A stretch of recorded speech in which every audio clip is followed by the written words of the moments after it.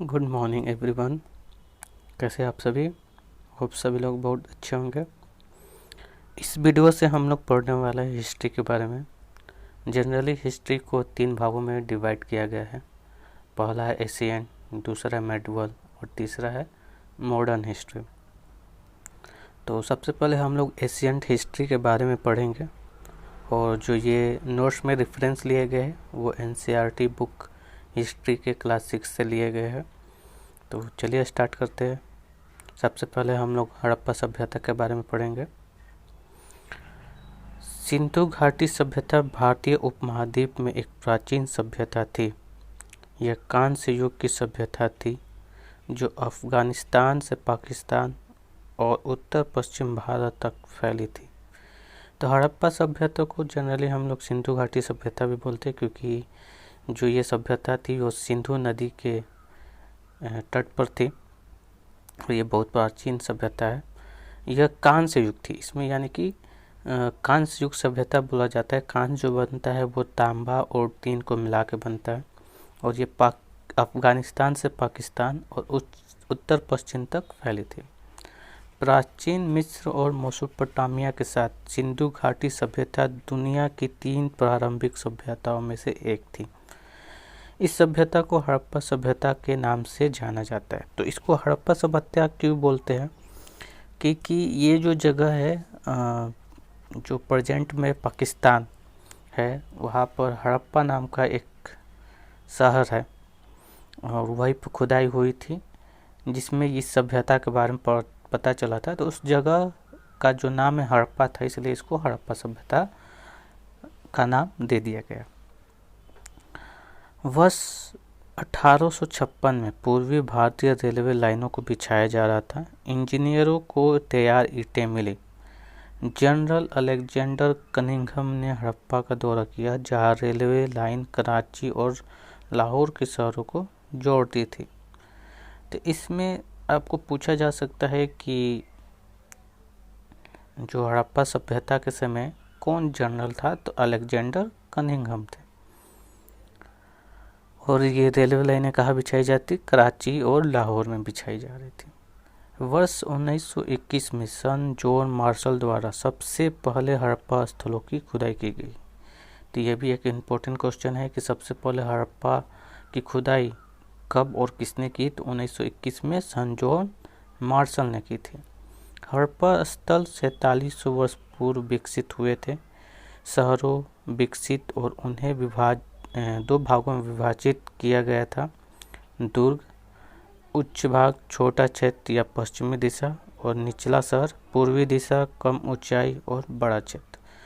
तो हड़प्पा सभ्यता लगभग 4700 पूर्व थी और ये शहर जैसा था। ठीक है, गांव नहीं था, शहर जैसा था।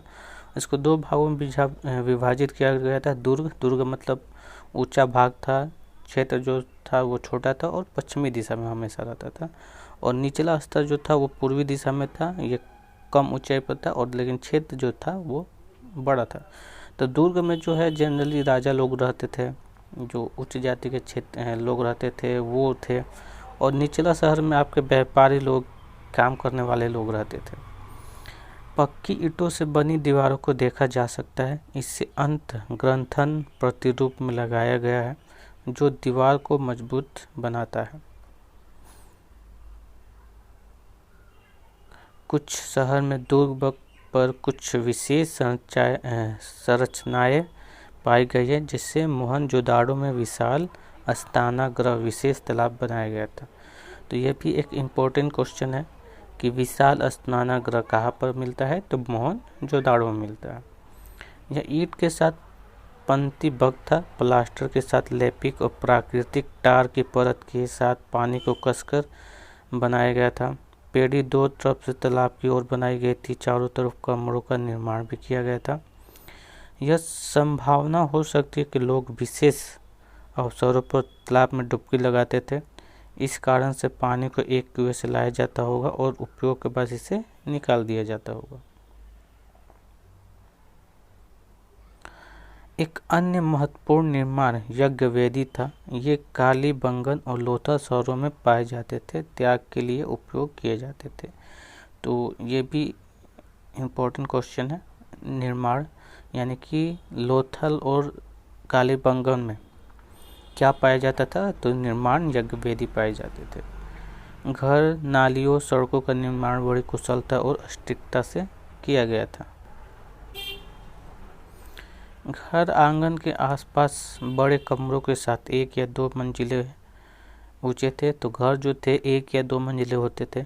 अधिकांश घरों में अलग अलग स्नान गृह होते थे, जबकि कुछ घरों में पानी की आपूर्ति के लिए कुएं होते थे।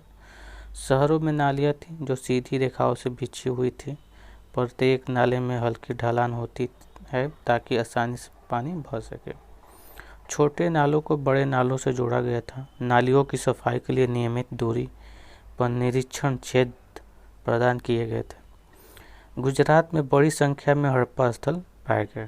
तो हड़प्पा स्थल कहाँ पर पाए गए हैं? गुजरात में भी पाए गए हैं।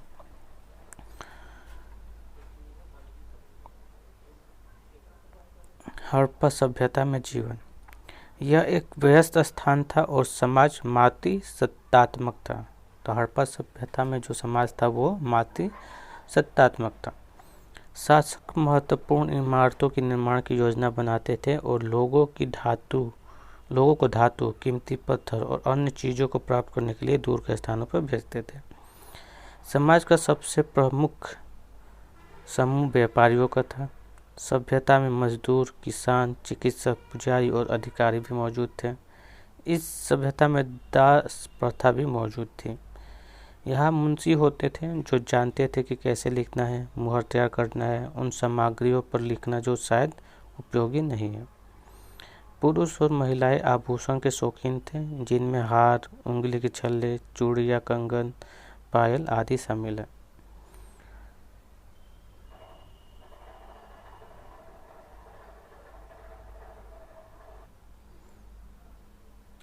जुआ बड़े लोगों के लिए प्रसिद्ध खेल था। लोगों ने नृत्य, गायन, मछली पकड़ने, खेल आदि का आनंद लिया। शिल्पकारों का उपयोग सभी प्रकार की चीज़ों को घर या कार्यशालाओं में करने के लिए किया जाता था। टेराकोटा के खिलौने पाए गए। बहुत समय पहले बच्चे इन खिलौनों से खेलते थे। ये भी एक इम्पोर्टेंट क्वेश्चन है कि टेराकोटा के खिलौने कहाँ पाए गए हैं। ठीक है, तो ये गुजरात में पाए गए थे। नई शिल्पकला। तांबे और कांसे का उपयोग औजार, आभूषण, बर्तन, हथियार बनाने के लिए किया जाता था। सोना चांदी का उपयोग गहने और बर्तन बनाने के लिए किया जाता था।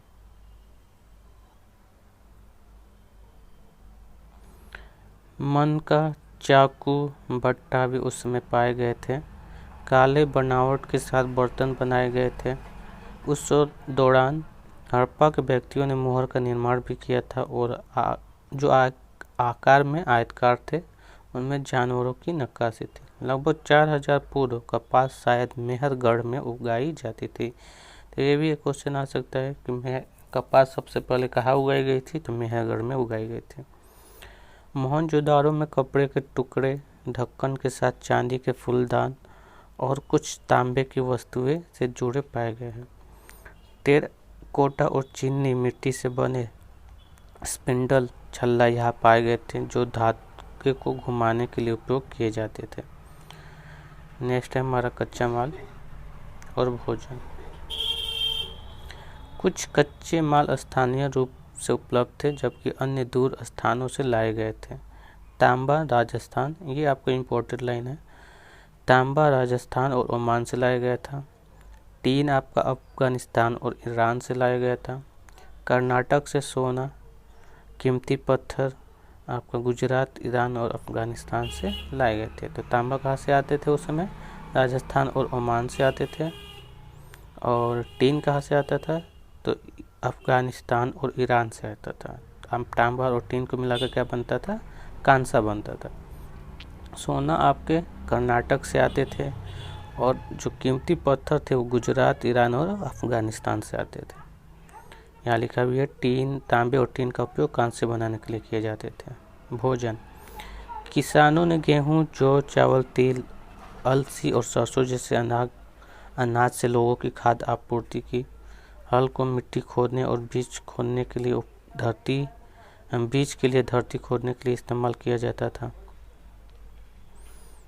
चलिए आगे बढ़ते हैं। अब हड़प्पा स्थल कहाँ पाए गए थे? तो सबसे पहला है धोलावीरा। यह गुजरात के कच्छ रण में खादी बेट पर स्थित है। इसे 3 भागों में विभाजित किया गया है। प्रत्येक भाग को प्रवेश द्वार के साथ बड़े पैमाने पर पत्थर की दीवारों से घिरा हुआ था। सार्वजनिक समारोहों के लिए बड़ा खुला क्षेत्र भी पाया गया है। हड़प्पा लिपि छोटी मुहरों पर पाया गया और हड़प्पा लिपि के बड़े अक्षर पाए गए हैं जो सफ़ेद पत्थर और लकड़ी पर रखी गई है। तो यहाँ से क्वेश्चन बन सकता है कि धोलावीरा कहाँ पर पाया जाता है? तो गुजरात में पाया जाता है। खादी बेट पर स्थित है। इसे कितने भागों में विभाजित किया? 3 भागों में विभाजित किया गया है। एक और क्वेश्चन आ सकता है कि सामूहिक समारोह कहाँ पर मिलता है? तो धोलावीरा में मिलता है।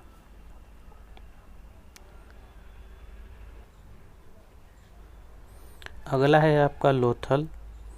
यह गुजरात में साबरमती नदी के पास संवाद की खाड़ी के पास पाया गया था।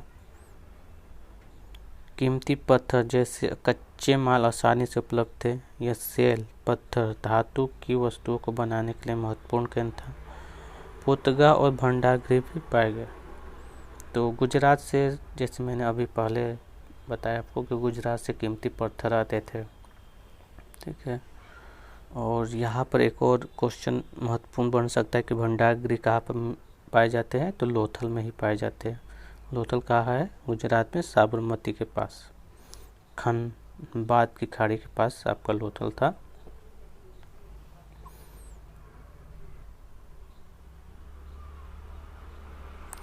हड़प्पा सभ्यता का अंत और कारण। 3900 वर्ष पूर्व लोग शहरों में रहना और मुहरों पर लिखना बंद कर दिया था। अब बट्टे का इस्तेमाल नहीं किया जाता था। संभवतः नदियाँ सूख गई थी। वनों की कटाई होती है क्योंकि ईंटों को पकाने और तांबे को गलाने के लिए लकड़ी को ईंधन की आवश्यकता थी। भारी बाढ़ आ गई हो सकती है। चराई के कारण हरा आवरण नष्ट हो सकता है। तो ये सब कारण हैं जिससे हड़प्पा सभ्यता का अंत हुआ था। हड़प्पा सभ्यता का अंत का जो मत है वो आपका कुछ स्पष्ट नहीं है, क्योंकि कुछ इतिहासकारों का कहना है कि नदियाँ सूख गई थी। कुछ इतिहासकारों का कहना है कि जलवायु परिवर्तन हुए होंगे, या कुछ लोगों का कहना है कि महामारी भी हो सकती है। तो अंत का कुछ मतलब स्पष्ट कारण है। तो ये वीडियो था आपका हड़प्पा सभ्यता के बारे में। नेक्स्ट वीडियो में हम लोग पढ़ेंगे वैदिक काल सभ्यता के बारे में। बहुत बहुत धन्यवाद।